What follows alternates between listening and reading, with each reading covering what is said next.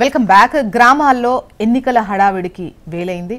2-3 రోజుల్లో నోటిఫికేషన్ రాబోతుంది. ముఖ్యంగా 26వ తేదీ నోటిఫికేషన్ వచ్చే ఛాన్స్ ఉంది అని అంటున్నారు. డిసెంబర్లో ఎన్నికలు నిర్వహించేటువంటి అవకాశం ఉన్నటువంటి క్రమంలో ఒకవైపు బీసీ రిజర్వేషన్ అనే అంశం పదే పదే తెరపైకి వస్తున్నటువంటి క్రమంలో అధికార ప్రతిపక్షాల మధ్య విమర్శలకు వేదిక అవుతున్న అంశమే ఇది. కాబట్టి దీనిపై మనం ఇవాళ మాట్లాడదాం.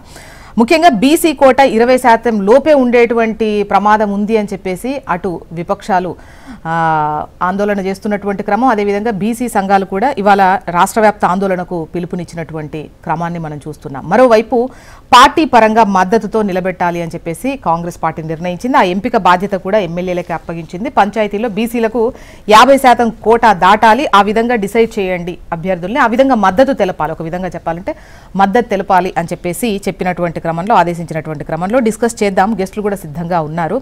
బీఆర్ఎస్ సీనియర్ నాయకురాలు సుమిత్ర గారు, నమస్తే అండి, welcome to the debate. Sumitra గారు. నమస్తే అండి. కాంగ్రెస్ సీనియర్ నాయకురాలు ఇందిరా శోభన్ గారు, నమస్తే అండి. ఇందిరా గారు, good morning, welcome to the debate. Okay, doctor Naresh గారు బీజేపీ సీనియర్ నాయకులు కూడా జాయిన్ అయ్యారు. నమస్తే అండి నరేష్ గారు, good morning, welcome to the debate. Good morning. Good morning అండి. ముందుగా సుమిత్ర గారు మీరే చెప్పాలి, అంటే ఇక్కడ గుర్తులుండవు, అంటే ముఖ్యంగా పార్టీలకు సంబంధం లేవు, బట్ పార్టీలు మద్దతు ఇచ్చేటువంటి ఎన్నికలు కూడా. ఇక్కడ పార్టీలకు సంబంధం లేకపోయినా అదే రంగులతో ముఖ్యంగా గ్రామాలు కూడా కనిపిస్తున్నటువంటిది ఎవరి సపోర్ట్ వాళ్ళతోని. సో ఈ క్రమంలో కాంగ్రెస్ పార్టీ ఆలోచిస్తోంది ముఖ్యంగా 50% వరకు బీసీలకు మద్దతు తెలపాలి, ఆ దిశగా ఎమ్మెల్యేలను డిసైడ్ చేయండి అభ్యర్థులకు సంబంధించి, అలా మద్దతు తెలపండి అని చెప్పేసి కూడా వాళ్ళు ఆ వేలో వెళ్తున్నటువంటి క్రమంలో ఎందుకు బీసీ కోట 20% లోపే ఉండేటువంటి అవకాశం ఉంది అన్నటువంటి ఆందోళన బీఆర్ఎస్ నుంచి వినిపిస్తోంది. ఈ అంటే ఈ లెక్క ఎక్కడ తేలింది ఇలాగా? నమస్తే అండి. మీకు హెచ్ఎంటీవీ ప్రేక్షకులకు, నరేష్ గారికి, ఇందిరా శోభన్ గారికి, వ్యూవర్స్ అందరికి కూడా నమస్తే. జై తెలంగాణ. నమస్తే. నిజానికి కూడా కాంగ్రెస్ ఎన్నికలకు ముందు ఇచ్చినటువంటి హామీ, కామారెడ్డి డిక్లరేషన్ ఏదైతే బీసీలకు ఉన్నదో దాని ప్రకారం 42% అని చెప్పేసి ఏదైతే బీసీల లెక్క తేల్చకుండానే జనగణన తర్వాత ఎంత శాతం అయితే అంత శాతం ఇస్తామని చెప్పకుండా ఒక లెక్క తేల్చి చెప్పేసినటువంటి సందర్భంలో మళ్ళీ కులగణన జనగణన అని చెప్పేసి ఆ లెక్క కూడా పబ్లిక్ డొమైన్ లో పెట్టకుండా, దానికి ఏమాత్రం పొంతన లేకుండా డెడికేటెడ్ కమిషన్ కానీ ఇతర లెక్కలకు కానీ ఒకదానికి ఒకటి పొంతన లేని వ్యవహారంతో ఇవాళ కాంగ్రెస్ ఎన్నికలకు పోతూ ఉన్నది.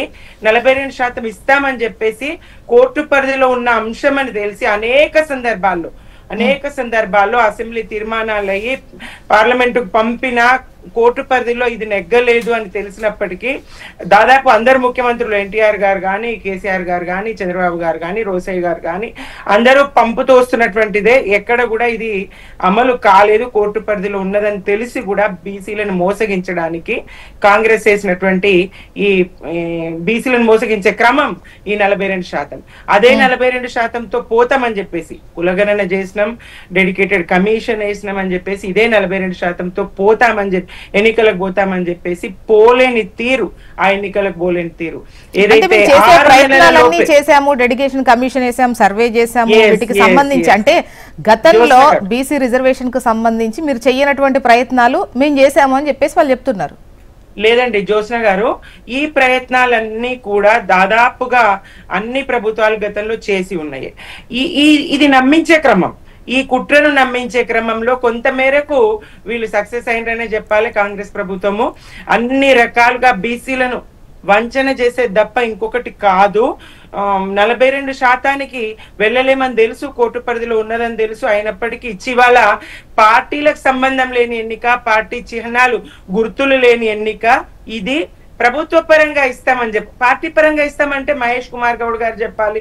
దీనికి మంత్రివర్గ సమావేశంలో చర్చ, మంత్రి గారు వచ్చి బయట ప్రకటన, ఎవరి చెవులో పూలు పెడతారు, ఎవరిని బీసీలను ఎంతకాలం మభ్య పెడతారు, బీసీలను ఎంతకాలం మోసగిస్తారు, ఏ లెక్క ప్రకారం చూసినా బీసీలకు మరి గతంలో ఉన్నటువంటి లెక్క కూడా ఎందుకు అని అంటే మీరు అడిగారు ప్రశ్న. ఎందుకంటే ఎస్సీ ఎస్టీల జనాభా పెరిగినటువంటి క్రమంలో దానికి పెంచుతూ పోవాలి. మరి ఇక్కడ వాళ్ళే పెరిగితే ఇక్కడ బీసీలే తగ్గుతాయి కదండి. గతంలో ఉన్నటువంటి 23% అయితే తగ్గుతుంది కదా. ఆ రకంగా చూస్తే బీసీల జనాభాకు అనుగుణంగా కాదు, బీసీలకు గతంలో ఉన్నటువంటి రిజర్వేషన్ కంటే కూడా తగ్గే అవకాశం ఉన్నది, 20% లోపే వచ్చే అవకాశం ఉన్నది అనేటువంటి లెక్క మా బీఆర్ఎస్ దండి. ఇది బీసీలు గమనిస్తారు. ఇది కాంగ్రెస్ చేస్తున్నటువంటి ఈ కుట్రను, ఈ దగాను, ఈ మోసంను తప్పకుండా ఈ 42% అనేటువంటి ఏదైతే కుట్రపూరితమైనటువంటి చర్యనే, ఇది నమ్మించడం, ఇది మోసమే, ఇది బీసీ సమాజాన్ని దగా చేయడమే, మోసగించడం. ఇది బీసీ సమాజం గుర్తించింది, ప్రజలు గుర్తిస్తూ ఉన్నారు. పార్టీ పరమైనటువంటి ఏదైతే పార్టీ పరంగా మేము అభ్యర్థులను కేటాయిస్తామంటే ఇదేమన్నా చిహ్నం ఉందా అండి? గుర్తుందా? పార్టీ గుర్తుందా? ఎవరిని మోసగిస్తారు? అంటే సుమిత్ర గారు, ఇప్పుడు ఎన్నికలు నిర్వహించాల్సినటువంటి అవసరం ఖచ్చితంగా ఉంది. పంచాయతీ ఎన్నికలు మార్చి లోపు కదా. ఒక్కటే ఒక సాకు, కేంద్రం నుంచి రావాల్సినటువంటి 3,000 కోట్లు రావు కాబట్టి అని ఒక చిన్న సాకు. 3,000 కోట్ల సమస్యన జనాభాలో సగమైనటువంటి, సగానికి పైగా ఉన్నటువంటి 2 కోట్ల జనాల బీసీల సమస్యనా ఇది? ఆ దృష్టితో ఎందుకు చూడదు? ఇంకా సమయం ఉంది. కోర్టులో తేలే అవకాశం ఉందా? ఇప్పుడు కోర్టులో ఏ ప్రయత్నం చేస్తున్నారు గనక, దీనికి సంబంధించి ఏ ప్రయత్నం చేస్తున్నారు గనక అఖిల పక్షాన్ని ఢిల్లీకి తీసుకుపోయినరా? పోరాటం ఎట్లా ఉన్నది? ఇదంతా ఒక దొంగ నాటకం లాగా. వీళ్ళు మరి పార్టీ పరంగా ప్రకటన రావాలి, పార్టీ పరంగా మాట్లాడాలి, మహేష్ కుమార్ గౌడ్ గారు మాట్లాడాలి.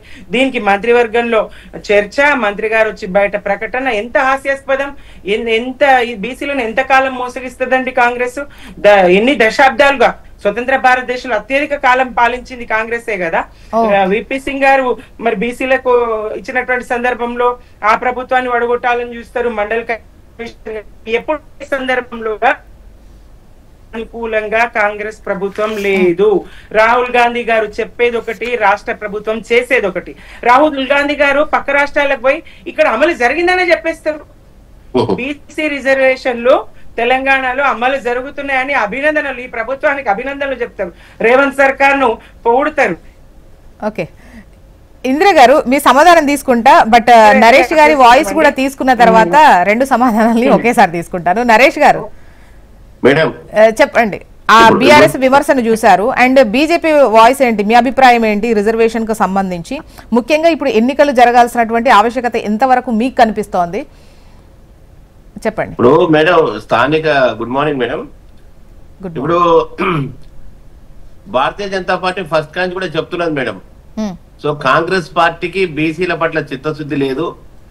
నిజంగా చిత్తశుద్ధి అనేది ఉంటే రాష్ట్ర మంత్రివర్గంలో బీసీలకు నువ్వంటున్న 42% ప్రకారంగా అంతమంది మంత్రి పదవులు బీసీలకు ఇవ్వాలని కూడా చెప్తుంది జరిగింది. మా పార్టీ అధ్యక్షులు రామచంద్రరావు గారు చాలాసార్లు చెప్పారు.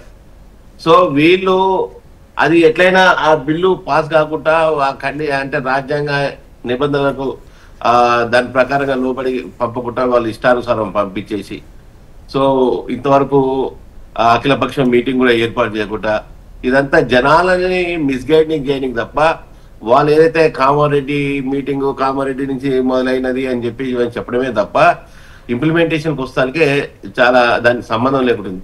అంటే కాంగ్రెస్ పార్టీ ఇక నేచర్ ఫస్ట్ కాంచి కూడా మనం ఇంతకుముందు సుమిత్ర గారు చెప్పింది 100% నిజం. గతంలో మండల్ కమిషన్ నుంచి కూడా వీళ్ళు బీసీలకు ఏ విధంగా ఆ రోజు వారి ప్రభుత్వాన్ని పడగొట్టడం, అప్పుడు మండల్ కమిషన్ అప్పుడు సో కాంగ్రెస్ పార్టీ ఏ విధంగా అసలు విత్డ్రా చేయడం సపోర్టు, ఇవన్నీ కూడా మనం చూసాం. సో దేశ చరిత్రలో భారతీయ జనతా పార్టీ బీసీల కోసం నిలబడ్డది కానీ కాంగ్రెస్ పార్టీ ఎక్కడ కూడా నిలబడలే మేడం. సో ఇదంతా ఓటు బ్యాంకు రాజకీయాలు తప్ప నిజానికి చిత్తశుద్ధి అనేది ఉంటే నిజానికి కూడా వాళ్ళ పార్టీ తరఫున వాళ్ళు మరి ఎంతమంది బీసీలకు ఇస్తున్నారు, ఎన్ని తీస్తున్నారు, ఇవన్నీ కూడా పూర్తిగా ఇంప్లిమెంట్ చేయాల్సిన అవసరం ఉన్నది, చెప్పాల్సిన అవసరం ఉన్నది. మేము అందరికంటే ఎక్కువ 42 కాదు 50% ఇస్తున్నాం మేము ముందుకని రావాల్సిన అవసరం వాళ్ళకు ఉన్నది. ఈరోజు భారతీయ జనతా పార్టీ చాలా స్పష్టంగా చెప్తున్నది, రిజర్వేషన్ తో సంబంధం లేకుండా ఎక్కువ మంది బీసీలకు మేము అవకాశం ఇస్తాము అందరికంటే ఎక్కువ అని చెప్పేసి. గతంలో అసెంబ్లీ ఎలక్షన్ లో కూడా అత్యధికంగా బీసీలకు సీట్లు ఇచ్చిన, అసెంబ్లీ సీట్లు ఇచ్చిన పార్టీ ఏదైనా ఉందంటే రాష్ట్రంలో అది భారతీయ జనతా పార్టీ. కాబట్టి భారతీయ జనతా పార్టీ ఒక బీసీ క్యాండిడేట్ ని కూడా ముఖ్యమంత్రిగా మేము ఒక బీసీని ముఖ్యమంత్రి చేస్తామని చెప్పడం జరిగింది. సో ఇవన్నీ కూడా మా కమిట్మెంట్ ఇవన్నీ తెలుస్తున్నాయి. కానీ కాంగ్రెస్ పార్టీ ది ఫస్ట్ కాంచి కూడా ఓట్ బ్యాంక్ రాజకీయాలు చేయడం తప్ప బీసీలకు చేసింది ఏమీ లేదు.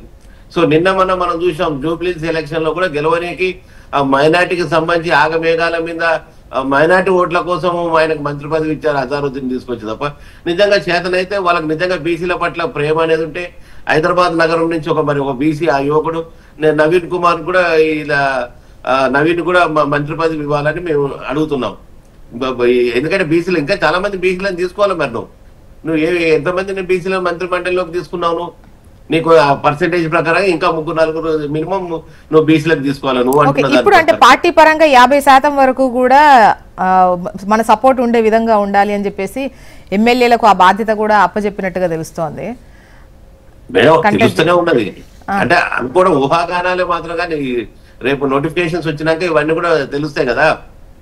సరే ఇప్పుడు ఎలక్షన్స్ సరే పార్టీ పరంగా ఇవ్వడం అంత కష్టమేం కాదేమో కదా వాళ్ళకి. స్థానిక సంస్థల ఎలక్షన్స్ నిర్వహించకపోతే ఏదైతే కేంద్ర ప్రభుత్వం ఫండ్ ఏదైతే గ్రామీణ వ్యవస్థకు రావాల్సిన 3,000 కోట్ల రూపాయలకు దానికి సంబంధించి ఏదో ఆగమేఘాల మీద ఏదో చేయాలని ప్రభుత్వం చూస్తుంది తప్ప నిజానికి ప్రభుత్వానికి చిత్తశుద్ధి ఉంది మేడం. సరే ఈరోజు సర్పంచ్ ఎలక్షన్స్ అయితే అనుకుందాం సరే, ఎవరు కూడా ఈ బీ ఫామ్ మీద ఎవరు ఏ పార్టీ కూడా ఇవ్వద్దు కాబట్టి ఎవరు గెలిచినా కానీ మా అకౌంట్ అని వేసుకునేది నేచర్ సహజంగా ఉంటుంది. అందులో అధికారంలో ఉన్న పార్టీకి అంతా బాగోలని చెప్పడం జరుగుతుంది. కానీ రేపు ఎంపీటీసీ జెడ్పీటీసీ ఎలక్షన్ లో డెఫినెట్ గా బీ ఫామ్ ఇవ్వాలి కదా.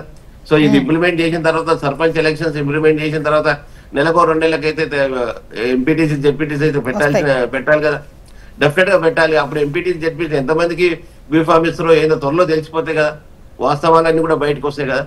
కాబట్టి చిత్తశుద్ధి లేని పరిపాలన బీసీల పట్ల ఈరోజు సరే బీసీలకు ఎంత రాయితీలు ఇస్తున్నది ప్రభుత్వం. సో అగ్రికల్చర్ లో కూడా ఈ బీసీలకు ఎంత సబ్సిడీ ఇస్తున్నది ఇవన్నీ మనం చూడట్లేదా? ఎక్కడ కూడా ఏమీ లేదు. కాబట్టి బీసీ స్కాలర్షిప్లు ఎంతవరకు ఇచ్చింది? స్కాలర్షిప్ల కోసం ఈ రాష్ట్రంలో మొత్తం కాలేజీని బంద్ పెట్టిన చరిత్ర అసలు ఇంత తెలుగు రాష్ట్రాల్లో ఎప్పుడు కూడా లేదు. సో వారం 10 రోజులు కాలేజీలు మొత్తం అన్ని కూడా మూకుమ్మడిగా బంద్ చేసినాయి. సో ఎంతమంది బీసీలకు ఇచ్చారు? గతంలో టీఆర్ఎస్ పార్టీ లాస్ట్ 2 సంవత్సరాలు స్కాలర్షిప్ ఎగ్గొడితే ఇప్పుడు ఈయన ఇంతవరకు ఇవ్వలేదు. ఇప్పుడు ఏదో మెల్లమెల్ల కొన్ని.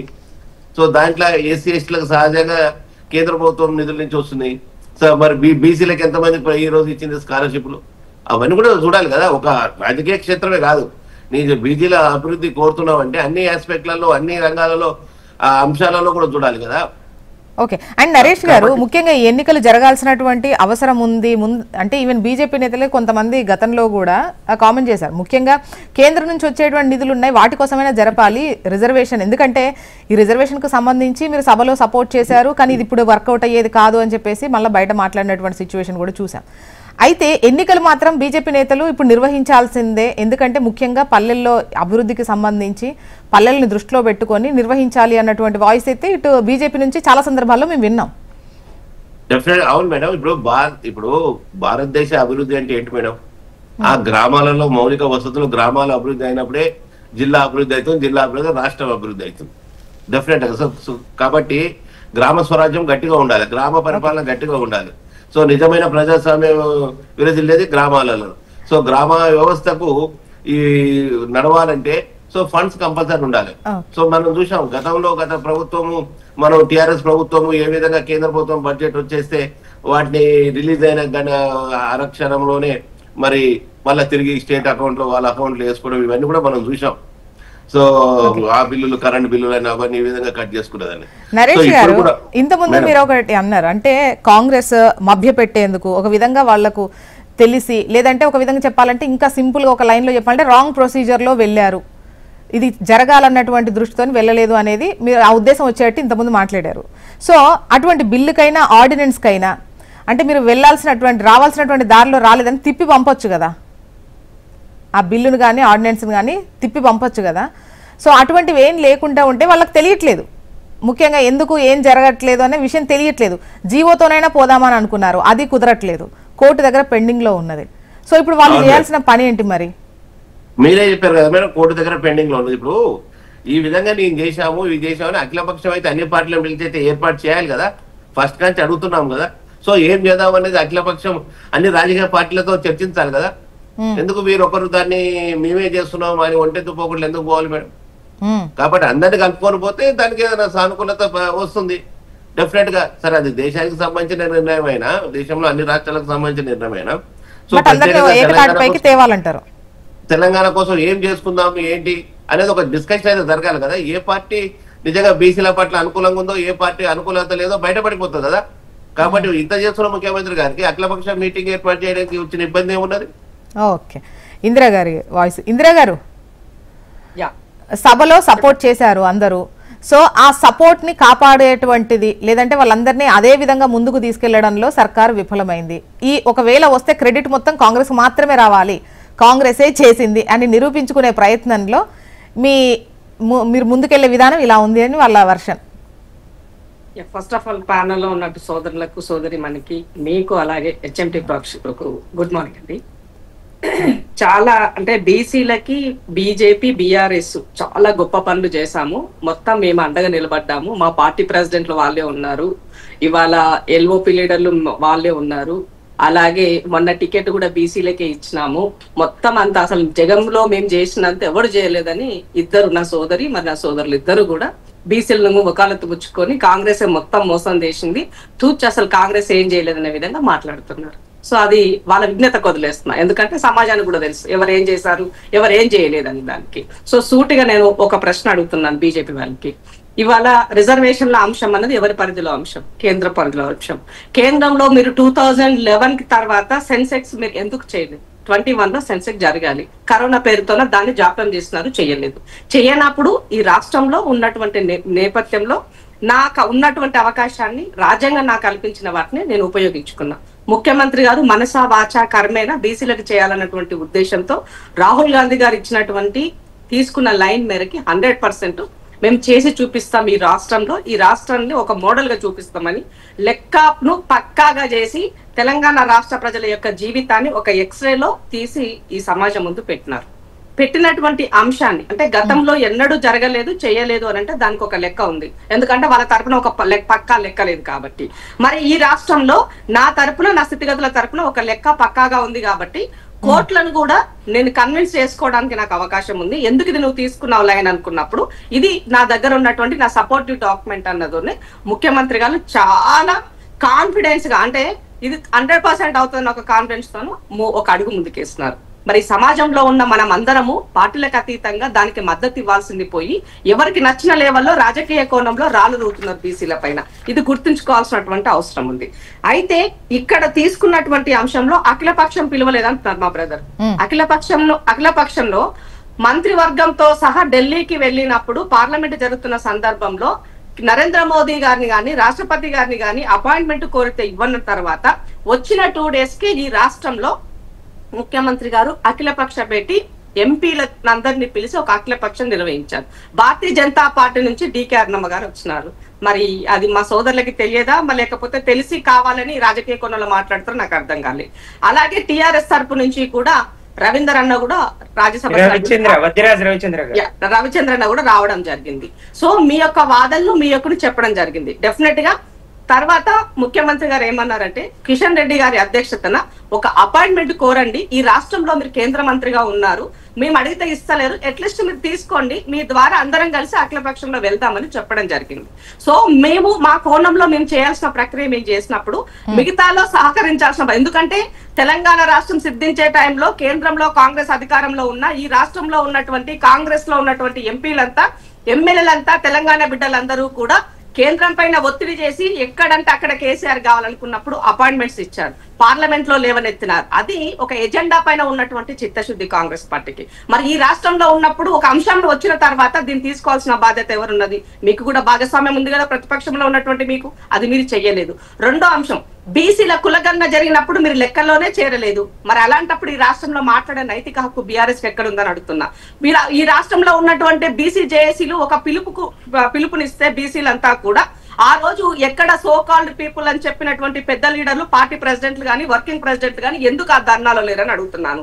సో అంటే మీకు మేమంటే ఒక చులకన భావం. మేము ముందు నుంచి చెప్తున్నాం, నాకున్నటువంటి పరిధిలో నేను ఇవన్నీ చేస్తున్నాను.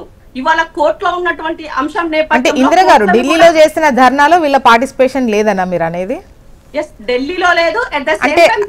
అక్కడ మొత్తం ఇండియా కూటమి నేతలేగా ఉన్నారు, వీళ్ళిద్దరు ఎట్లా వస్తారు? వినండి, ఇండియా కూటమి వాళ్ళలో ఉన్నటువంటి అందరూ వచ్చి సపోర్ట్ చేశారు ఎంపీలంతా. తెలంగాణ రాష్ట్రంలో బీసీ జేఏసీగా ఏర్పడింది కదా, ఒకటి ఏర్పడ్డ సందర్భంలో బంద్కు కాల్ఫర్ చేసింది కదా. ఆ రోజు వర్కింగ్ ప్రెసిడెంట్ గా కేటీఆర్ గారు ఎక్కడ ఉన్నారు, ప్రెసిడెంట్ గా అయితే కేసీఆర్ అసలు జాడలేరు పట్టలేరు.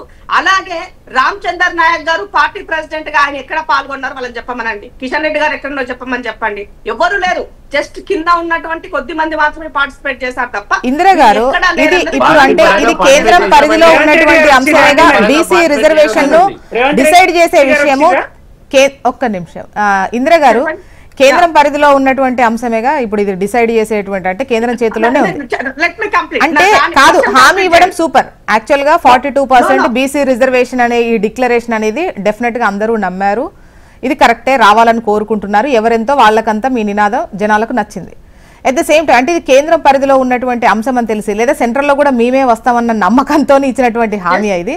ఎందుకంటే ఈవెన్ రాహుల్ గాంధీ గారు వచ్చినాక తీసుకుందాం అని చెప్పేసి మొన్న రేవంత్ రెడ్డి గారు కూడా అన్నారు. జోష్నార్ ఒకటి చెప్తా, నేను కేంద్రంలో మాకు ఇంకొక 10 సీట్లు వస్తే మేము అధికారంలోకి వచ్చేటువంటి పరిస్థితి ఉండింది. సో ఆ సందర్భంలో ఏం జరిగిందో మనం అందరం చూసినాం. కానీ రాని నేపథ్యంలో నేనున్న రాష్ట్రాల్లో చేయాలనుకొని డిసైడ్ చేశారు కాబట్టి కాంగ్రెస్ ఉన్నటువంటి రాష్ట్రాల్లో తెలంగాణలో ఒక అడుగు ముందుకేసి పనిచేస్తున్నారు. చేసిన సందర్భంలో నేను ఏం అడుగుతున్నాను అంటే ఒకటే అడుగుతున్నా, స్ట్రైట్ క్వశ్చన్.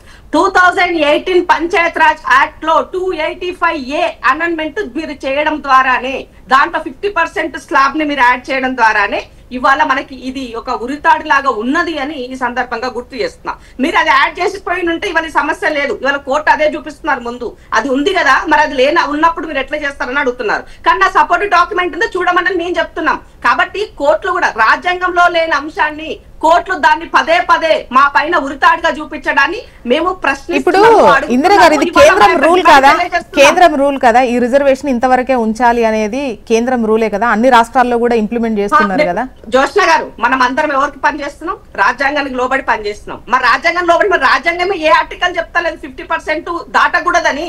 మరి అట్లాంటప్పుడు ఇది ఎక్కడి నుంచి తెచ్చిరని మేము అడుగుతున్నాము.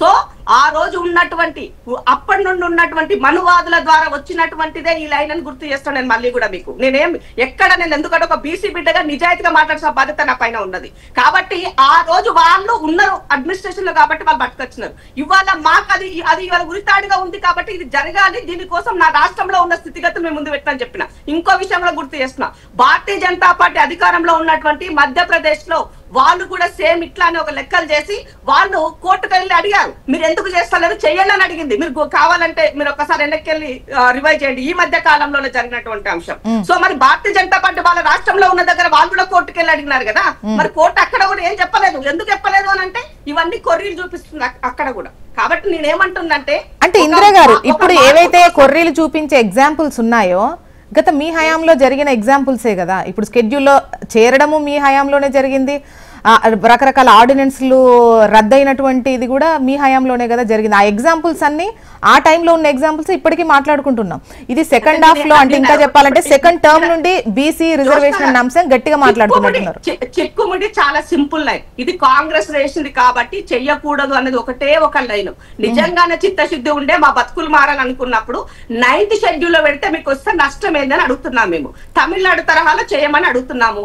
9th షెడ్యూల్ లో పెట్టకుండా తీసుకుంటా సుమిత్ర గారు ప్లీజ్ నోట్ చేసుకోండి, మీ వాయిస్ తీసుకుంటా సుమిత్ర గారు ప్లీజ్ నోట్ చేసుకోండి. నిమిషంకి వచ్చినటువంటి ఫలాన్ని ఇవాళ తీసుకోలేనటువంటి పరిస్థితిలోకి రావడం ద్వారా ఇవాళ మనం ఇది మాట్లాడుకుంటున్నాం. మీ చిత్తశుద్ధి ఎక్కడుంది అని అడుగుతున్నాను నేను మిమ్మల్ని. ఎవరు చేయలేదండి, ఎవరో ఒకరు అడుగు ముందుకేయాలి కదా. నేను అడుగు వేసిన, నా అడుగుని ఇంకొక 2 అడుగులు నాతో కలిపి ముందుకేయి ఆటోమేటిక్ గా సమస్య సొల్యూషన్ దొరుకుతుంది కదా. అది ఎందుకు చేస్తలేరని మీరు అడుగుతున్నాము. ఇప్పుడు ఇబ్బందికరంగా ఉన్నటువంటి అంశాలు ఏంటి రిజర్వేషన్ కు సంబంధించి? ఇందిరా గారు, మిగతా మంత్రులు ముఖ్యమంత్రులు చెప్పండి. ఇందిరా గారు మీ దృష్టిలో ఇప్పుడు ముట్టుకున్నాడా ఇప్పటి వరకు? బీసీలకు సంబంధించి వాళ్ళు అడిగేటువంటిది న్యాయబద్ధమైందని అడుగుతున్నారు ముఖ్యమంత్రి గారు. ఇందిరా గారు ఓసీ అయ్యుండి ముఖ్యమంత్రి అడుగుతున్నారు, మీరు ఎందుకు అడుగుతారు అని అడుగుతున్నారు. ఇందిరా గారు, ఇప్పుడున్న ప్రధాన అడ్డంకి ఏంటి? మీ దృష్టిలో ఎవరు పూనుకుంటే ఇది సాధ్యం అవుతుంది? సో ఇప్పుడు మన ముందుంది ఒకటే, ఇప్పుడు పార్లమెంటు అమెండ్మెంట్ జరగాల్సినటువంటి అవసరం ఉంది. రెండవది ఆర్డినెన్స్ ద్వారా వెళ్ళాలి, రాజ్యాంగం కల్పించిన దాని ప్రకారంగా ఆర్డినెన్స్ ద్వారా వెళ్ళాలనుకున్నా కూడా గవర్నర్ గారు దానిని ఇవాళ చేయాల్సిన అవసరం ఉంది. గవర్నర్ గారు చేస్తలేరు, అటు రాష్ట్రపతి గారు పూనుకోవట్లేరు. అంటే డెఫినెట్ గా ఈ 2 వ్యవస్థలు కేంద్రం పరిధిలో ఉండి వాళ్ళు నడుస్తున్నట్టుగా మనకి కనబడుతుంది. కాబట్టి దీన్ని మనం అడుగుతున్నాం, ఇది చేయమని అడుగుతున్నాం. సో ఇవాళ నా ముందు కోర్టు ఒకటి అడిగింది, నువ్వు ఎన్నికలు ఎప్పుడు నిర్వర్తిస్తావు అని అడుగుతుంది. నిర్వహిస్తున్నావు అని అడుగుతున్నప్పుడు డెఫినెట్ గా కోర్టును కూడా దానిని నేను రెస్పెక్ట్ చేయాలి కదా. కాబట్టి ఇచ్చిన లైన్ ప్రకారంగా ఇవాళ నేను ముందుగా గ్రామ పంచాయతీ ఎన్నికలకి వెళ్ళాలని అనుకుంటున్నాను. అది సర్పంచ్లు. ఎందుకు అనంటే సర్పంచ్లకు అనే దానికి ఇక్కడ ఎక్కడ సింబల్ ఉండదు. సో అక్కడ లోకల్ గా స్థానికంగా ఉన్నటువంటి వాళ్ళ నేపథ్యంలోనే ఈ ఎన్నిక జరుగుతుంది. అలా బలబలాలను బట్టే ఏర్పడుతుంది. రెండో విషయం ఏంటంటే కేంద్రం నుంచి రావాల్సినటువంటి నిధులు కూడా దాదాపు ఒక 3,500 కోట్ల అంటే ఇందిరా గారు సింబల్ ఉండదు కాబట్టి ఇందిరా గారు ఇక్కడ ఏంటంటే హోప్ ఇందిరా గారు సింబల్ ఉండదు కాబట్టే చట్ట ప్రకారం ఈ రిజర్వేషన్ తోని వాళ్ళకు ఆ అంటే పోటీ చేసేందుకు వాళ్ళకు ఆ స్థానం కల్పించడం అనేది ఇంపార్టెంట్ అనేది. ఇప్పుడు సింబల్ ఉందనుకోండి డెఫినెట్ గా మీ సపోర్ట్ ఉంటుంది. మీరు ఎంతమందికి బీఫామ్స్ ఇచ్చారు, ఎవరు గెలిచారు అనేది పార్టీ పరంగా ఎంత వచ్చినా ఒక లెక్క ఉంటది. ఇక్కడ అటువంటి సిచ్యువేషన్ ఉండదు. ఈవెన్ ఒకరికి మీరు సపోర్ట్ చేస్తే ఇంకొకరే రెబల్ గా నిలబడి గెలిచేసి మళ్ళీ రేపొద్దున పార్టీలో జాయిన్ అయ్యే అవకాశం కూడా ఉంటది. సో అక్కడ ఎక్కడైతే సింబల్స్ గానీ ఈ పార్టీలకు సంబంధించిన గుర్తులు ఇవేమీ ఉండవో, పార్టీ ఇన్వాల్వ్మెంట్ ఓన్లీ సపోర్ట్ పైన కనిపించే సపోర్ట్ ఉంటుందో అక్కడే కదా చట్ట ప్రకారం కావాలనేది కోరేది. అంటే ఇప్పుడు మేము చెప్తుంది ఏంటి ఇక్కడ అంటే ఎంపీటీసీ జెడ్పీటీసీలకి మనం బీఫామ్ ఇస్తాం పార్టీ తరఫున. కాబట్టి రిజర్వేషన్లు కూడా జనరల్ స్థానాల్లో వచ్చినటువంటి దాంట్లో నెక్స్ట్ బీసీలకి ఇవ్వాలనేది అదొకటి party line, that is different, అది తర్వాత విషయం. బట్ కానీ ఇప్పుడు జరిగే దాంట్లో ఒక పార్టీ లైన్ లో నేను ఇవాళ దాదాపు సర్పంచ్లకి ఎంత లేదన్నా కూడా ఇవాళ లోకల్ బాడీలో ఎస్సీ ఎస్టీ బీసీ మైనార్టీలే లోకల్ బాడీలో ఎక్కువగా కనబడతారు సర్పంచ్లకు సంబంధించి. సో గ్రామ పంచాయతీల్లో ఎక్కువగా ఉన్నది వీళ్ళకి సంబంధించినటువంటి నడుస్తుంది. ఎందుకంటే పైన ఉన్నటువంటి వాళ్ళంతా ఎప్పుడో వాళ్ళు పై స్థాయికి ఎదిగిపోయినారు. పై లెవెల్లో ఎమ్మెల్యే స్థాయి దానికోసమే వాళ్ళ ప్రయత్నాలు జరుగుతున్నాయి. ఎంతసేపు మా వర్గాల కింద నుంచి ఉన్నటువంటి నేను ఎంపీటీసీ కావాలన్నా, జెడ్పీటీసీ కావాలన్నా, సర్పంచ్ కావాలన్నా, ఎంపీపీ కావాలా, జెడ్పీటీసీ కావాలా, దీంట్లో పడి కొట్టుకొని తిరుగుతున్నాం మేము. కాబట్టి దీంట్లో వచ్చేటువంటి చట్టపరంగా రావాల్సిన హక్కు కోసము ఇవాళ ఈ ప్రభుత్వం పనిచేసింది. ఆ హక్కు దక్కనప్పుడు డెఫినెట్ గా పార్టీ తరఫున మేము చేయడానికి ఉన్నామని చెప్పారు. ఇందాక ఒకరు అడిగారు మహేష్ అన్న ఎందుకు మాట్లాడలేదు, మహేష్ గౌడ్ పిసిసి ప్రెసిడెంట్ గా అంటే మహేష్ గౌడ్ ఆ రోజైనా ఈ రోజైనా ఒకటే చెప్తున్నారు, మేము ఇది మాకు ఇంపార్టెంట్ ఎన్నికల కన్నా కూడా మాకు ఇది జరగడమే ఇంపార్టెంట్, మాకు రిజర్వేషన్ దక్కడమే ఇంపార్టెంట్ అని మా ప్రెసిడెంట్ గారు చెప్పారు. దాని నేపథ్యంలో ఇవాళ ప్రభుత్వం ఇందిరా గారు మళ్ళీ వాయిస్ తీసుకుంటా ఒకసారి, సుమిత్ర గారి వాయిస్ తర్వాత మళ్ళీ తీసుకుంటా. ఫైనల్ గా మళ్ళీ మీ సమాధానం అవసరము. పార్టీ పరంగా మా అనౌన్స్మెంట్ ఉంటది అన్నది గుర్తు చేస్తున్నాం. మేము ఆనాడ ఇవాళ మొన్న 30 మందిలో 14 బీసీలకు ఇచ్చినాం అంటే మాకు ఆ చిత్తశుద్ధి ఉన్నట్టే కదా. మీరు అర్థం చేసుకోండి. ఇందిరా గారు ఒక్క నిమిషం, సుమిత్ర గారు మాట్లాడండి, చెప్పండి. కొండందవి ఎలుకని తీసినా పోపే గొప్పనే, ఆ ఎలుకను కూడా తీయని పరిస్థితి కాంగ్రెస్ ప్రభుత్వం చేసింది. ప్రభుత్వ పరంగా మంత్రులు మాట్లాడటం ఎందుకు, కానిపోని దానికి పార్టీ పరంగా ఇస్తామంటే పార్టీ ప్రతినిధి మాట్లాడాలి కదా అని చెప్పేది. ఇంకొకటి తమిళనాడు తరహాలో ఈ రేవంత్ రెడ్డి గారు ఏమన్నా ప్రయత్నం చేసిండ్రా? తెలంగాణ రాష్ట్ర సాధనలో కేసీఆర్ గారు ప్రయత్నం చేసినట్టు ఢిల్లీకి వెళ్తున్నా తెలంగాణ తీసుకొని వస్తా అనేటువంటి ఖచ్చితమైన ఒక మాట చెప్పి ఢిల్లీకి వెళ్ళిండ్రు కేసీఆర్ గారు. అలాగే జయలలిత గారు కూడా ఢిల్లీకి వెళ్తున్నా నేను రిజర్వేషన్ బీసీ కోటా తీసుకొని రాష్ట్రానికి వస్తా అని చెప్పేసి ఢిల్లీ వచ్చిండ్రు. అట్లా రేవంత్ రెడ్డి గారు ఏమైనా ప్రయత్నం చేసిండ్రా? కేసీఆర్ చచ్చుడో తెలంగాణ వచ్చుడో అని కేసీఆర్ గారు ఆమరణ దీక్ష మొదలు పెట్టి December 9 ప్రకటన తెప్పించిండ్రు. అట్లా రేవంత్ రెడ్డి గారు ఏమైనా ప్రయత్నం చేసిండ్రా? కాంగ్రెస్ ప్రయత్నం ఏమున్నది? అంత డొల్లా బీసీలను 6 నెలల లోపు ప్రక్రియ ప్రారంభిస్తే ఇప్పటి వరకు అయిపోతుండే. 6 నెలల లోపు మేము అంతా చేస్తామని 7.5 గాని మొదలు పెట్టాక అది కూడా నామమాత్రంగా ఢిల్లీకి వీళ్ళు అఖిల పక్షాన్ని పిలుచుకెళ్ళినరా, వీళ్ళే ధర్నా చేసిండ్రు. రాహుల్ గాంధీ గారు కూర్చున్నారా ధర్నాలో? సోనియా గాంధీ గారు కూర్చున్నారా? ఇక్కడ ఈ రాష్ట్ర బంధుకు వర్కింగ్ ప్రెసిడెంట్ రాలేరు అని చెప్పిన వాళ్ళు మీరే హామీ ఇచ్చిండ్రు. మీ హామీ అది కామారెడ్డి డిక్లరేషన్, మీ హామీ పార్లమెంట్ పరిధిలో జరగాల్సినటువంటి అంశం అది. దానికి సంబంధించి రాహుల్ గాంధీ గారు వచ్చారా? దీనికి సమాధానం చెప్పగలరా కాంగ్రెస్? మరి సోనియా గాంధీ గారు చెప్పగలరా ఆ రోజు ఎందుకు రాలేకపోయారని వివరణ ఇచ్చినట్టున్నారు కదా? వివరణలతో కాదండి, 1.25 సమస్యలు ఉంటాయి బీసీల పట్ల. ఇందిరా గారు మీరు ఆగాలండి. మీరు కామారెడ్డి డిక్లరేషన్ లో ఓన్లీ రిజర్వేషన్లే కాదండి, బీసీలకు కులగణన బీసీ కమిషన్ నివేదిక ఆధారంగా సంఖ్య కూడా చెప్పిండ్రండి. ఎంతమంది 23,973 మంది బీసీలకు రాజకీయ ప్రాతినిధ్యం కల్పిస్తున్నామని చెప్పేసి అక్కడ బీసీలను నమ్మబలికిందండి. అట్లాగే సివిల్ కన్స్ట్రక్షన్ మెయింటెనెన్స్ కాంట్రాక్ట్ లో బీసీలకు 42% ఇస్తామన్నారు, అది డొల్లానే.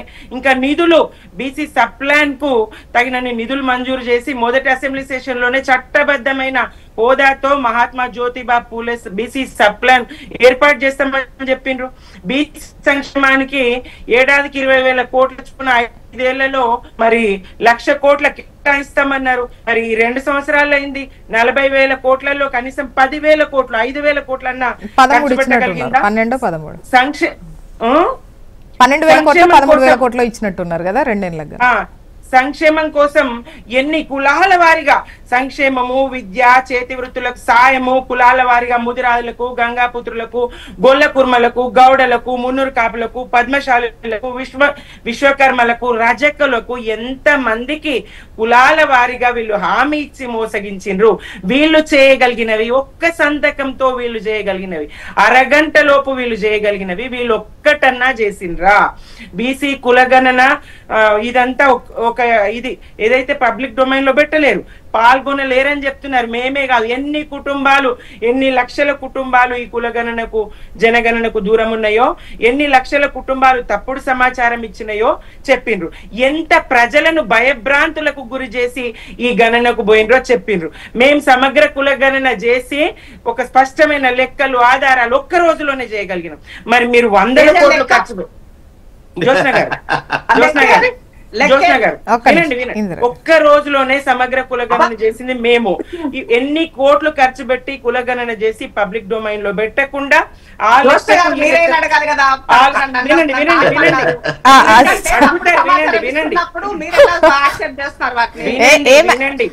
యాక్సెప్ట్ చేయట్లేదు. సుమిత్ర గారు చెప్పండి. ప్రశ్నలు ఉంటే మళ్ళీ ప్రశ్నలు సమాధానం లేని చోటనే డిస్టర్బెన్స్ వస్తుందండి.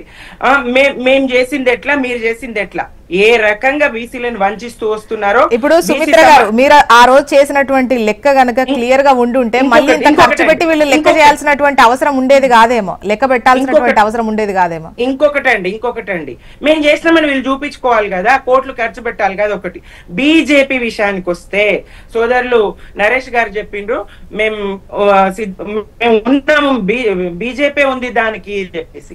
మరి అధ్యక్షులు ఏమిస్తున్నారు, పార్టీ పరంగిస్తామని. ఇది ఎక్కడ న్యాయం అండి? పోరాటం చేస్తాం, కాంగ్రెస్ మెడల్ వంచడం లేదు, చట్టపరంగా హక్కుగా భిక్షగా కాదు, మేమెంతో మాకంతా అని అక్కడ చెప్తారు కదండి రాహుల్ గాంధీ గారు. ఉస్కి ఉత్ని ఆబాది అని చెప్పేసి, ఏది ఆ ఆబాది, ఏది ఆ భాగ్యదారి, ఏది? మరి ఆ ప్రశ్న ఇక్కడ నుంచి బీజేపీ రాష్ట్ర బీజేపీ లేవనెత్తదండి. ఇక్కడ బడేబాయి చోటేబాయి. ఇప్పుడు సుమిత్ర గారు గతంలో ఈ రిజర్వేషన్ కు సంబంధించి ఒక రూల్ వచ్చింది, మీరు ఫాలో అవ్వక తప్పని పరిస్థితి. ఆ తర్వాత బీసీల కోసం మీరు ఎంత చిత్తశుద్ధితో వాళ్ళు ఇంత ఉన్నారు, ఇంత రిజర్వేషన్ ఖచ్చితంగా వాళ్ళకి అవసరము అనేది ఏం చేశారు, ఏం చేసి చూపించారు? ఇప్పుడు వాళ్ళు చేస్తుంటే వాళ్ళు సర్వే చేశారు అండ్ కమిషన్ వేశారు అండ్ దానికి సంబంధించి కోర్టులో కేసులు అయితే కొట్లాడుతూ ఉన్నారు, బిల్లు తీసుకొచ్చారు. అంటే వాటి అన్నిటికీ మీరు ఆమోదం తెలిపారు కూడా సభలో కూడా. ఒకవైపు ఆర్డినెన్స్ పంపారు, జీవో అన్నారు. సో ఇవన్నీ అంటే ఏ దారి ఉంటే ఆ దారిలో కాంగ్రెస్ ట్రై చేస్తోంది, ప్రయత్నమే చెప్తున్నా నేను కూడా, ప్రయత్నం చేస్తోంది. సో ఆ ప్రయత్నాన్ని కూడా మీరు తప్పుపట్టే పనిలో ఉన్నారు అనేది వాళ్ళ క్వశ్చన్. చిత్తశుద్ధి లేని ప్రయత్నం అండి, చిత్తశుద్ధి లేని ప్రయత్నము, బీసీల పట్ల చిత్తశుద్ధి లేని ప్రయత్నమే తప్ప ఇది కాంగ్రెస్ ది చేద్దాము బీసీలకు చేద్దాం అనేటువంటిది అయితే కాదు. కేసీఆర్ గారు జీవో తీసుకొచ్చి 34% ఇచ్చే ప్రయత్నం చేస్తే ఇదే కాంగ్రెస్ సర్పంచ్ స్వప్నారెడ్డి గారు మరొకరు కోర్టుకు పోయి ఆపలేరా? మేము పోనీ హైకోర్టులో ఏదైతే మేము సుప్రీంకోర్టుకు వెళ్ళలేదా? మా ప్రయత్నం మేము చేయలేదా? ఎక్కడండి కాంగ్రెస్ ఒక నమ్మకం అయితే కల్పించిందని నేను చర్చ మొదట్లోనే చెప్పిన. అన్ని ప్రయత్నాలు చేసినాం అనేటువంటి ఒక నమ్మకం అయితే కల్పించి మోసగించే ప్రయత్నం అయితే చేసింది. నమ్మించి మోసగించడం, నమ్మించి గొంతు కోయడం అంటారు చూడండి, అదైతే కాంగ్రెస్ చేసింది. బీఆర్ఎస్ నమ్మించలేదు, గొంతు కోయను లేదు. ఇప్పుడు సమగ్ర కుటుంబ సర్వే చేశారు, మీ దగ్గర లెక్క ఉంది, ఆ లెక్కను మీరేమన్నా ప్రజెంట్ చేశారా? ఇది మా డాక్యుమెంట్ అని చెప్పారా? సో ఇది వీళ్ళ అవసరము. ఇప్పుడు గతంలో చాలా సందర్భాల్లో సర్వే ఎందుకు ఎక్కడ పెట్టారు, దేనికి అవసరమైంది అని అంటే రకరకాల పథకాలకు సంబంధించి దాన్ని వాడే కదా, ఎవరికి ఏం కావాలి, ఎవరు వెనకబడి ఉన్నారు, ఎవరికి ఏది అవసరమో అన్న పథకాలు తీసుకొచ్చామని అన్నారు. ఎట్ ద సేమ్ టైం బీసీలు ఇంతమంది ఉన్నారు, వాళ్ళకి ఇంత న్యాయం జరగాల్సినటువంటి అవసరం ఉంది, విద్యా ఉద్యోగ అవకాశాలు కావచ్చు, రాజకీయ పరంగా కావచ్చు, ఇది అవసరము అన్నటువంటి కొట్లాడిన సందర్భం ఏది? ఓకే, అక్కడ కుదరదు అన్నారు, ఓకే కోర్టు పరంగా చూసారు తప్ప. సో మీ దగ్గర ఉన్నది కదా రిపోర్టు, ఆ రిపోర్టును బట్టి మీరెందుకు ముందుకెళ్ళలేదు అనేది క్వశ్చన్. జస్న గారు చెప్పండి సుమిత్ర గారు. లేదండి, కామారెడ్డి ఈ ఎన్నికల్లో బీసీలను వాడుకున్నది మేమేం చెప్పలేం, బీసీలను ప్రత్యేకించి వాడుకున్నది ఏం లేదు. బీసీలకు ఏం చేయన్నో, ముదిరాజులకు చేప పిల్లలు ఇచ్చి, గొల్ల కుర్మలకు మరి గొర్రెలు ఇచ్చి, ఇంకా నాయి బ్రాహ్మణులకు వాళ్ళకు ఉచిత కరెంట్ ఇచ్చి, రజకులకు ఉచిత కరెంట్ ఇచ్చి, బీసీలకు బీసీ బంద్ ఇచ్చి, వ్యవసాయం బీసీలో ప్రధానంగా వ్యవసాయ వృత్తిగా ఉన్నారు కాబట్టి వాళ్ళకు వ్యవసాయానికి వెన్నుదన్నుగా రైతు బంధు ఇచ్చి రకరకాల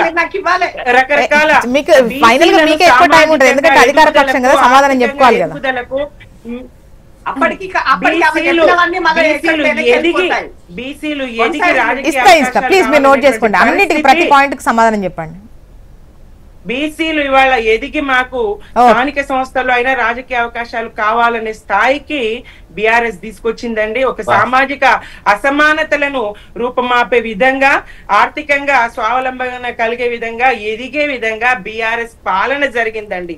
బీసీలని ఇవాళ మరి రైతు భరోసా లేదు, ఇంకొకటి లేదు, గొల్ల కుర్మలకు ఇది లేదు, రజకులకు అది లేదు, నాయ బ్రాహ్మణులకి బీఆర్ఎస్ గా బీసీలకు ఇచ్చిన పథకాలన్నికి తిలోదకాలు ఇచ్చి ఇవాళ వీళ్ళు ఇచ్చిన హామీలు నెరవేర్చక చేసినటువంటి ఇజేక బీసీలను మోసగించి. నరేష్ గారు ఇప్పుడు నేనే మిమ్మల్ని క్వశ్చన్ అడుగుతా.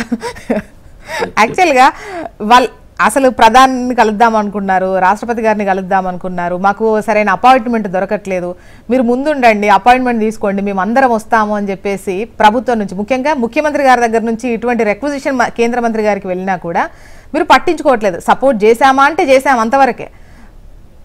మేడం, రాష్ట్రం నుంచి మంత్రులు, కేంద్ర మంత్రులు కలవడానికి ఎంతమంది వెళ్తున్నారు? ప్రధానమంత్రి కలవడానికి కూడా ముఖ్యమంత్రి గారు పోయారు. ఈ అంశం మీద ఇమ్మంటే అపాయింట్మెంట్ దొరకట్లేదండి, ఈ టాపిక్ మీద దొరకట్లేదు. ప్రధానమంత్రి అపాయింట్మెంట్ తీసుకున్నప్పుడు ఈ అంశం మీదనే నేను మాట్లాడతాననేది ఉండదు కదా. ఇప్పుడు డెఫినెట్ గా ఇప్పుడు నిన్న కూడా మొన్న కూడా కేంద్ర మంత్రులను కలిసి వచ్చారు. సో ఇదంతా ఇక్కడ వచ్చి ప్రచారం చేసుకోవడం తప్ప వాస్తవం అనేది లేదు. అందులో మోడీ గారు ప్రతిపక్ష ముఖ్యమంత్రులకు చాలా ఇంపార్టెన్స్ ఇస్తారు. ఎందుకంటే గతంలో కాంగ్రెస్ పార్టీ అధికారంలో ఉన్నప్పుడు వారు చాలా ప్రతిపక్ష ముఖ్యమంత్రి ఉండి ఎన్ని ఫేస్ చేశాడు, ఏం గెలిచాడు, వాళ్ళందరినీ గౌరవిస్తాడు. అలాంటిది లేదండి మా దగ్గర. ఇక్కడ నేను ఒక విషయం చాలా స్పష్టంగా మీ దృష్టికి ఫస్ట్ కాంచి కూడా భారతీయ జనతా పార్టీ మాట్లాడుతూనే ఉన్నది.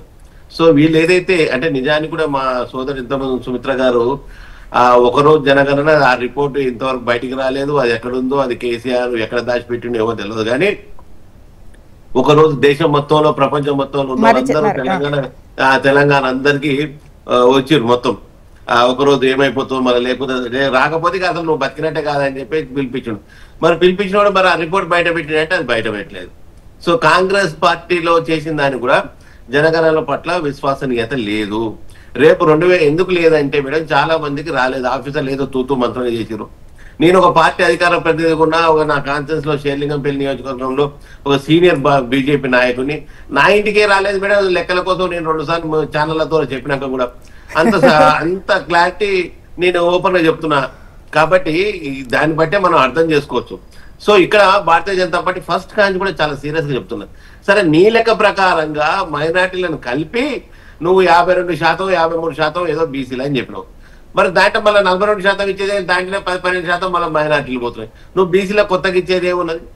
సో ఇదంతా బీసీలను మిస్గైడ్ చేయడమే కదా. మైనార్టీలను విడదీసి నువ్వు ఓన్లీ బీసీలకు ఇస్తలేవు కదా మళ్ళీ. కాబట్టి ఇంత స్పష్టత, ఇంత క్లారిటీగా భారతీయ జనతా పార్టీ మాట్లాడుతున్నారు. బీసీలకు వాళ్ళు చేసింది ఏం లేదు, చిత్తశుద్ధి. సో ఇదంతా డ్రామా ఫలితాలు తప్ప ఇవన్నీ కూడా లేదు. నిజానికి కూడా మేడం ఈరోజు చూస్తే ఈయన రేవంత్ రెడ్డి గారు గతంలో మాట్లాడుతూ రాష్ట్రంలో కేసీఆర్ గారు ఆ కార్పొరేషన్ పెట్టింది, ఈ కార్పొరేషన్ పెట్టింది, ఏం పనిలేదు, మరి ఎంబీసీ కార్పొరేషన్ పెట్టిండు, దానికి ఏమి ఇచ్చిన ఫండ్స్ అని ఎన్నోసార్లు ఉపన్యాసాలు ఇచ్చిన రేవంత్ రెడ్డి గారు. ఇప్పుడు నువ్వు ఇచ్చిన ఎంబీసీ కార్పొరేషన్ చైర్మన్ కూడా అనౌన్స్ చేసినావు. దానికి నువ్వు ఎంత ఫండ్ ఇచ్చినావు? సో మోస్ట్ బ్యాక్వర్డ్ క్లాసెస్ ఉన్న కార్పొరేషన్ నువ్వు అసలు ఎంతవరకు నరేష్ గారు ఒక స్ట్రైట్ క్వశ్చన్ అండి, అంటే ఇది అందరు కలిస్తేనే ముఖ్యంగా ఒక రాష్ట్రానికి సంబంధించి ప్రజల అంశం కాబట్టి ఏదో 1-2 చిన్న ప్రాజెక్టుల గురించి కాదు ఇది. సో అఖిలపక్షంగా ఉంటేనే ఇది సాధించుకునే అవకాశం ఉంది అంటున్నారు. ఒకవేళ కాంగ్రెస్ అఖిల పక్షాన్ని ఆహ్వానిస్తే బీజేపీ నేతలు వెళ్తారా ఢిల్లీకి? ఇప్పుడు పార్టీ సంబంధించి ఈ రాష్ట్ర ప్రజల కోసము, ఈ రాష్ట్ర ప్రజల అభివృద్ధి కోసం ఇప్పుడు మేలు జరుగుతుందంటే డెఫినెట్ గా భారతీయ జనతా పార్టీ ఉంటుంది దాంట్లో.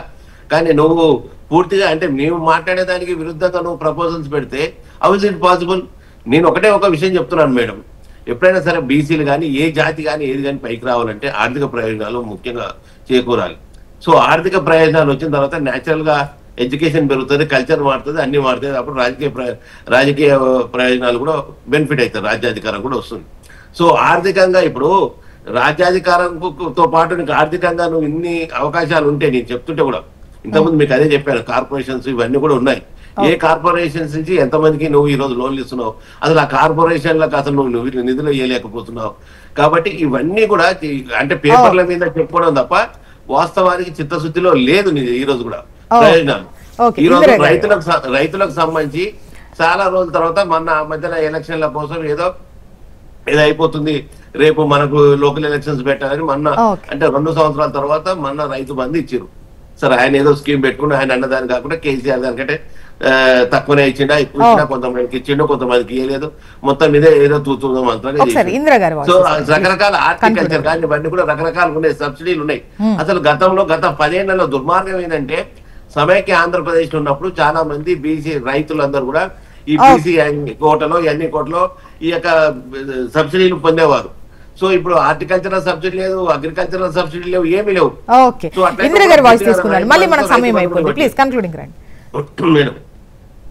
ఇందిరా గారు ఒకటి, ఇప్పుడు సర్వే గురించి అంటే మీకు సర్వే ఒకటి ఉంది, కమిషన్ వేసాము, ఇవన్నీ లెక్కల్లో ఉన్నట్టయితే వాళ్ళకి లెక్క కనుక సరి ఉంటే మళ్ళీ మేము చేయాల్సిన అవసరం లేదు అన్నారు. ఈవెన్ మీరు చేసిన సర్వేకు సంబంధించి కూడా పబ్లిక్ డొమైన్లో పెట్టలేదు. ఈ క్వశ్చన్ కోర్టు కూడా అడిగినటువంటి క్రమం మాకు తెలుసు.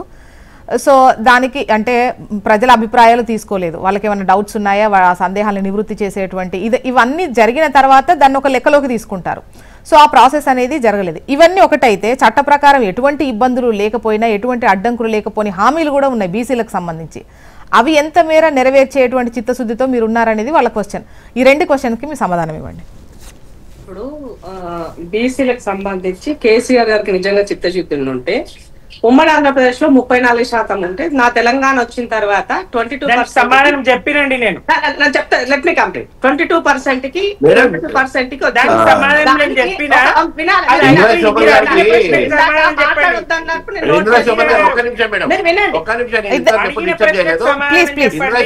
నేను చెప్పేది ఏంటంటే ఒక్క నిమిషము, బీసీల పట్ల ఏ రోజు కూడా సరైన ఒపీనియన్ లేని నాయకుడు ఎవరైనా ఉన్నారంటే దట్ ఈస్ కేసీఆర్. బీసీలు అంటే చిన్న చూపు. ఎందుకంటే నేను కేసీఆర్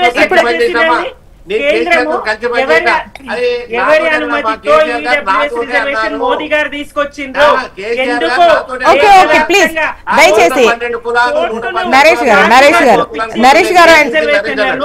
ఎందుకు ఒక గెట్టు పెడతారు, ఓటును సాకుగా ఎందుకు ఇప్పుడు జరుగుతున్న ప్రాసెస్ మీద జరుగుతుంది మాట్లాడుకుంటున్నారు. నరేష్ గారు అండ్ సుమిత్ర గారు ప్లీజ్, ఇందిరా గారు మాట్లాడండి, మళ్ళీ మనకు సమయం అయిపోతుంది. ప్లీజ్ దయచేసి ఇందిరా గారు మాట్లాడండి. ఇందిరా గారు మాట్లాడండి. మ్యూట్ లో పెట్టండి, మీరు వాళ్ళిద్దరు మ్యూట్ లో పెడితే నా లైన్ ఇస్తా. సుమిత్ర గారు అండ్ నరేష్ గారు ప్లీజ్ దయచేసి మ్యూట్ పెడితే మీకే మర్యాద కాదు. ప్లీజ్ నరేష్ గారు నేను ఆగాను.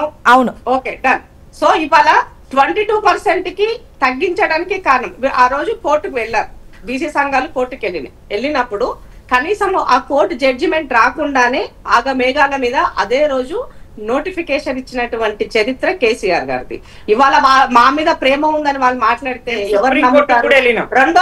రెండో విషయం స్వప్న అని ఎవరో వెళ్ళారని చెప్తున్నారు. ఆమె ఇప్పుడు ఎవరి పార్టీలో ఉన్నది? కేసీఆర్ పార్టీలో ఉన్నది, బీఆర్ఎస్ లో ఉన్నది. అది మర్చిపోతే ఎట్లా? మూడో విషయం, ఒక మాట వినాలి, లెట్ మీ కంప్లీట్. ఇంకో విషయం ఏంటంటే ఎంబీసీ కార్పొరేషన్ పెట్టి 2000 కోట్లు పెట్టాము. అసలు ఎంబీసీలు అంటే ఉచ్చరించని ఆ పేరు గత ప్రభుత్వాలు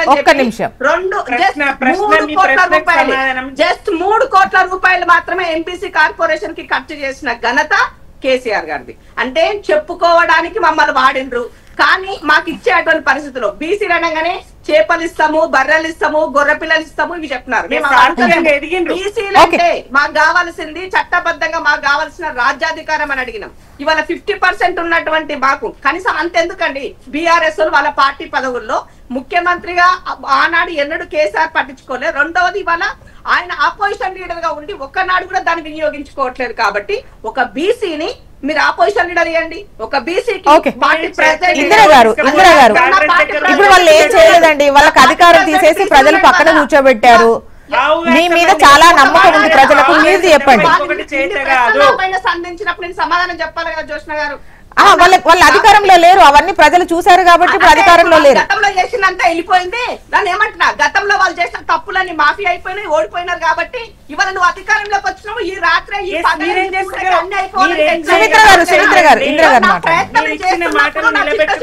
ఏమన్నా ఉంటే నువ్వు ఎత్తి చూపు. నా చిత్తశుద్ధిలో లోపం లేదని అంటున్నా, బండగుద్దు చెప్తున్నా ఒక బీసీ బిడ్డగా. ముఖ్యమంత్రిగా పార్టీ పరంగా గానీ ఇవాళ కాంగ్రెస్ పార్టీ చిత్తశుద్ధితో పనిచేసింది. నీ చిత్తశుద్ధి ఏందో చెప్పమని అడుగుతున్నాను. నేను ప్రతిపక్షంలో ఉండి నీకు బాధ్యత లేదని అడుగుతున్నాను. నీకు నా ఓట్లు కావాలా గానీ నా పక్షాన కొట్టాడు. ఇందిరా గారు ఇందిరా గారు ఇందిరా గారు ఇందిరా గారు అది చేయకుండా ఇందిరా గారు ఇందిరా గారు ఒక్క నిమిషం. సుమిత్ర గారు సుమిత్ర గారు సుమిత్ర గారు సుమిత్ర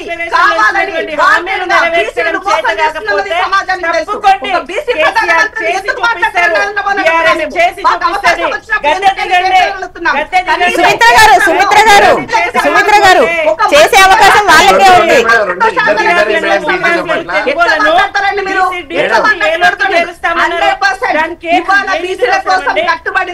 సుమిత్ర గారు సుమిత్ర గారు సుమిత్ర గారు సుమిత్ర గారు సుమిత్ర గారు సుమిత్ర గారు బీసీలకు సంబంధించి మీరు చేసిన వాటిని కూడా పలు ప్రశ్నలు మీరు విన్నారు. వాటికి నిజంగా కూడా మీ దగ్గర సమాధానం ఉందా అంటే అది క్వశ్చనే, మళ్ళీ అదో క్వశ్చన్. సో ఇప్పుడు ఇందిరా గారు నేను స్ట్రైట్ క్వశ్చన్సే అడిగాను. ఒకటి, కోర్టు కూడా మిమ్మల్ని ప్రశ్నించింది. మీ రిపోర్టే దీన్ని అడిషనల్ గా పెట్టినప్పుడు గతంలో వాళ్ళ ప్రయత్నాలకు మీదే ఇది చివరి అస్త్రం అయినప్పుడు మీరు పబ్లిక్ డొమైన్ లో పెట్టారా?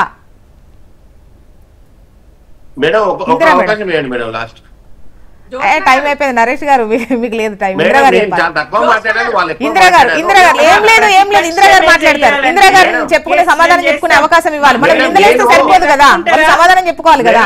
చివరగా ఒక సెంటెన్స్ ఒక మాట మాట్లాడతాను. ఇప్పుడు ఇందిరా గారు ఇందిరా గారు ప్లీజ్ ప్లీజ్ నరేష్ గారు కాంగ్రెస్ పార్టీలో ఈ రెండే బీసీల పట్ల నెక్స్ట్ ఇయర్ జరిగే ఏదైతే దేశ సెన్సెస్ ఉందో సెన్సెస్ లో అఫీషియల్ గా బీసీల పునర్గణన చేస్తున్నారు.